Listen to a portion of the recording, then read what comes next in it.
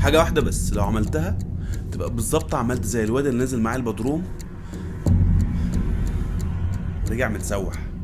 حلقة جديدة من رضي الله عنهم. رضاك يا الله.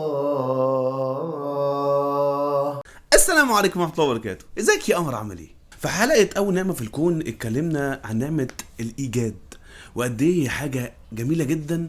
ابقى بص على الحلقة عشان تفهم. الحلقة اللي بعديها اتكلمنا عن نعمة الإمداد وقد ايه هي حاجة ممكن تشغلني فمحتاج أعرف أتصرف ازاي. برضه ارجع للحلقة عشان تفهم. المرة دي أنا جاي أقول لك إن الغريب أعمى ولو كان بصير.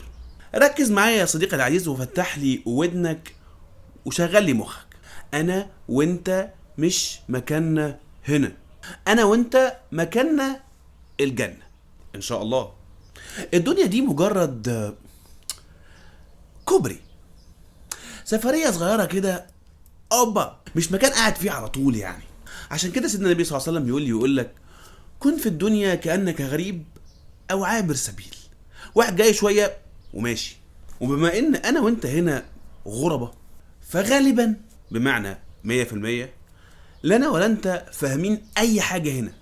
فمين يفهم؟ مين يعرف؟ اللي خلقها سبحانه وتعالى، الخبير سبحانه وتعالى، العليم سبحانه وتعالى، المحيط سبحانه وتعالى.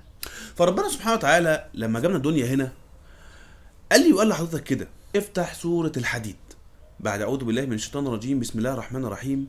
هو الذي ينزل على عبده آيات بينات ليخرجكم من الظلمات إلى النور وإن الله بكم لرؤوف رحيم. بما إني غريب ومش فاهم أي حاجة فبالنسبة لي الدنيا هنا ضلمة، محتاج كتالوج.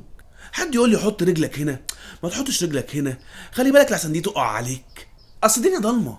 فالوحيد اللي يقول لك تعمل إيه وما تعملش إيه وتعملهم إزاي هو اللي فاهم في الموضوع. كده بالظبط هخرج من حقل ألغام وهنا تيجي نعمة جديدة خالص محدش بيحبها إلا من رحم ربي. النعمة دي اسمها نعمة التكاليف. أيوة التكاليف نعمة. الصلاة والصوم والعبادة كلها على بعض نعمة. أكل إزاي، أشرب إزاي، أدخل الحمام إزاي، أتجوز إزاي، أعامل الناس إزاي، لساني عامل إزاي، أبص فين. التكاليف دي نعمة عشان اعرف استخدم الادوات اللي ربنا سبحانه وتعالى ادهاني في نعمه الامداد صح، فابقى بتعامل في وسط الدنيا دي كلها صح. فربنا سبحانه وتعالى يخرجني من الضلمه اللي انا فيها دي يوديني للنور بقى اشوف. فاللي مش قادر يستوعب نعمه التكاليف مسكين يا جدع. ده انت لما بتجيب حاجه جديده مش عارف تعمل فيها ازاي بتفتح الكتالوج بتشوف الخواجه قايل ايه. بالله عليك مش شوف اللي خلق الخواجه بقى مراده مني ايه هنا، ارضيه ازاي. ولو كنت رجعت فعلا الحلقه اللي فاتت هتلاقي الحلقه اللي فاتت بتتكلم عن نعمه الامداد، ارض سما هوا اكل شرب عين ودن كله. فتسال اي حد في الدنيا تقول له هو انت بتحب ربنا؟ يقول لك طبعا بحب ربنا. فايه دليلك على محبه الله سبحانه وتعالى؟ لو انت بتسمعش الكلام تبقى انت كده بتحب ربنا. طب اقول لك حاجه، اسمع ربنا سبحانه وتعالى يقول لك ايه بعد اعوذ بالله من الشيطان الرجيم بسم الله الرحمن الرحيم. قل إن كنتم تحبون الله فاتبعوني يحببكم الله. فعلشان تقول أنا بحب ربنا محتاج توريني ده في تصرفاتك في حب ربنا. قد إيه بتسمع كلامه سبحانه وتعالى، قد إيه ماشي ورا النبي صلى الله عليه وسلم.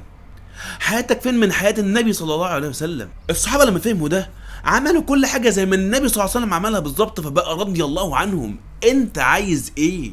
فلو لسه مش قادر تستوعب ان نعمة التكاليف دي نعمة غالية جدا محتاج احافظ عليها واشتغل بيها، لان شكر نعمة التكاليف هو ان انا اشتغل في التكاليف.